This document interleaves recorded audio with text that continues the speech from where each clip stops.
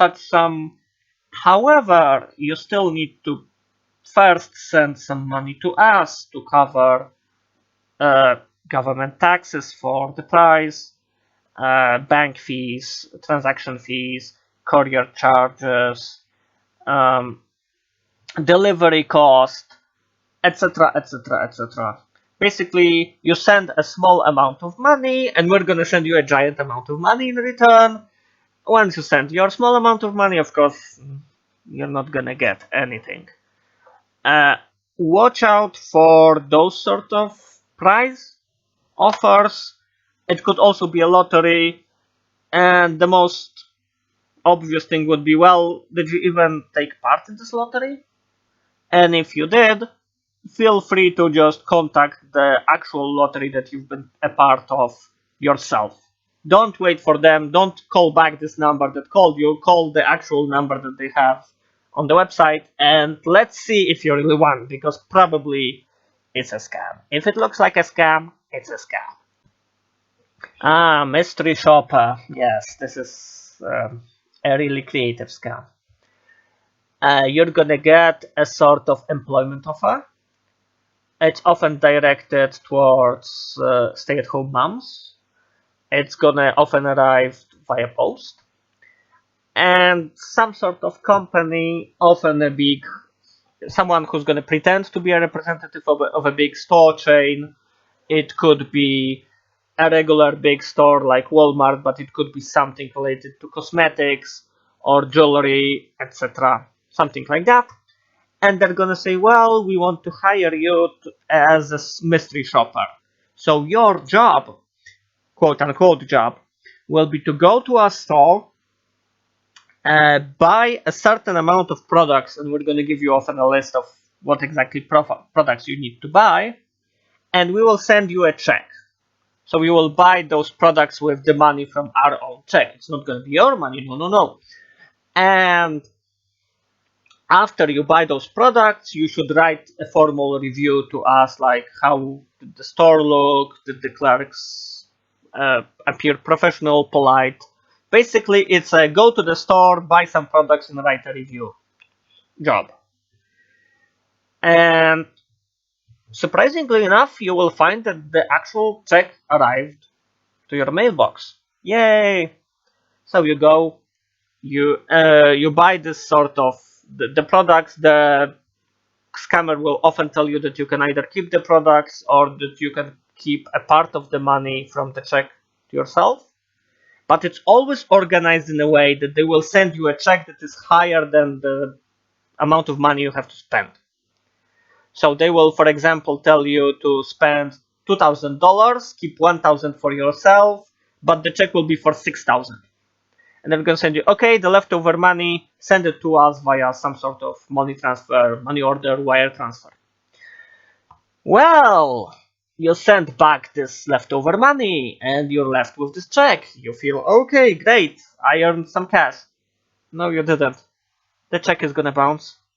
The check that they sent to you is going to bounce. So this sort of mystery shopper job is super risky. That's a giant red flag. Don't accept those sort of job offers. It's not worth the risk. Trust me. Moving on to the more regular employment scam. It could be linked with an immigration scam. So you will find an advertisement online, or they're going to contact you directly saying that they would like to hire you. If you have a profile on something like LinkedIn, they're going to contact you there. And they're going to say, hey, we checked your profile. You look amazing. We want to hire you. And they will say, well, you're going to get this great job. We're going to pay you a lot of money each month. It's going to be a really great contract. But first you have to pay some sort of fee. And this is really the crux of the matter. Once you pay the fee for whatever they say, documentation processing, legal fees, the usual stuff. Once you pay the small amount of money, they will disappear and you will never hear from them again. Even more insidious is the immigration work plan scam. Same with the employment scam with a twist. Especially if you live in a country that's a second or third world country, they're gonna contact you and say, "Hey, we want to hire you, but we want to offer you a job not here locally. We're gonna offer you a job in a rich country like Canada, America, Australia, somewhere in Western Europe, and we're actually gonna pay for your housing costs. We're gonna pay you for some sort of training.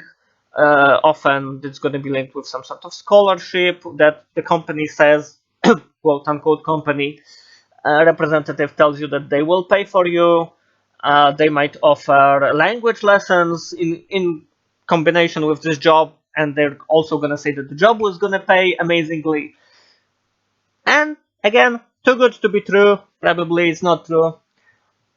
So where does the scam come in? Well, they're gonna say, okay, but there are some immigration fees. There's some legal documentation fees that you need to pay. You need to pay for visa. Again, you send the money, the offer disappears, the person disappears, your money is gone. Moving on to the, let's call it, emotional scams. First, the charity or church or some noble cause scam. You're going to be contacted by someone who's going to pretend to be from some sort of organization, some sort of public charity, or a church that you happen to belong to. And they're going to say that, well, we're collecting money for this good cause, we're going to build wells in Africa, we're going to help mitigate the recent disaster like an earthquake, flood. Often it's going to be something that was big in the news last week, giant forest fire in Australia, those sorts of things. And the big thing that's going to be, they're going to tell you to send the funds directly to some sort of individual instead of sending them to the organization's bank account. And they're gonna often press you to send it very quickly because the need is urgent. They're gonna smother you with feel good sort of information. They're gonna say that they're a professional disaster relief person. They're gonna tell you that they're a pastor, they're a missionary working in Africa. And it's those sort of scams are more common than you might suspect. So always vet the company or the charity that you're gonna send the money to. Don't trust it if it was just shared on Facebook by some friend, because that friend might also not be aware that this is a scam. Those sort of scams love social media, so watch out for that. Romance scam. Well, this one is really can be a life devastating scam. It will look very obvious to people outside of it, but if you're actually in the emotional bubble and you're already invested emotionally with this person that's been talking to you for months and months online, it might be hard for the person inside, for the victim of the scam, to quickly understand that this is really a fraudster they're interacting with. In the old days, the fraudsters would usually just steal someone's photos and pretend to be an attractive person who's romantically interested. Nowadays, in the era of digital film and online conferences, it's actually gonna be an attractive person on the other side. You will get real calls from them, you will have real video conferences with them. They're gonna share actual videos of themselves. So it's gonna be more sophisticated than you might first expect. The other problem with it is those sorts of fraudsters will actually invest a lot of their time and effort to get to know you. It's not gonna be like they meet you and the next day they're gonna ask for a giant money transfer. They might work on you for months and months and months and then ask for the money. So how to spot a real romantic interest from a fraudster? Well, many people do. meet their significant other online and then go on to have a relationship, marry, etc., etc. What's first of all, romance fraudsters are often from a specific geographic area. The most common area for female scammers is going to be Eastern Europe or Latin America. The most common areas for male fraudsters they're gonna be usually located in West Africa or in the Caribbean, something like Jamaica.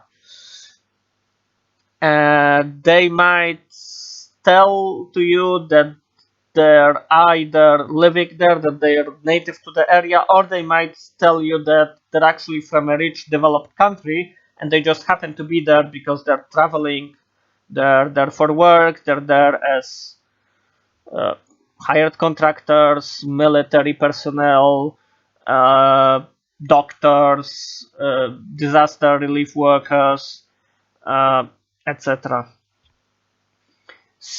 And when will they ask for the money? Like I said, often after a few months, but the purposes are usually going to be either travel expenses, plane tickets, something, visa. If it's a third world country, some of those people will say, hey,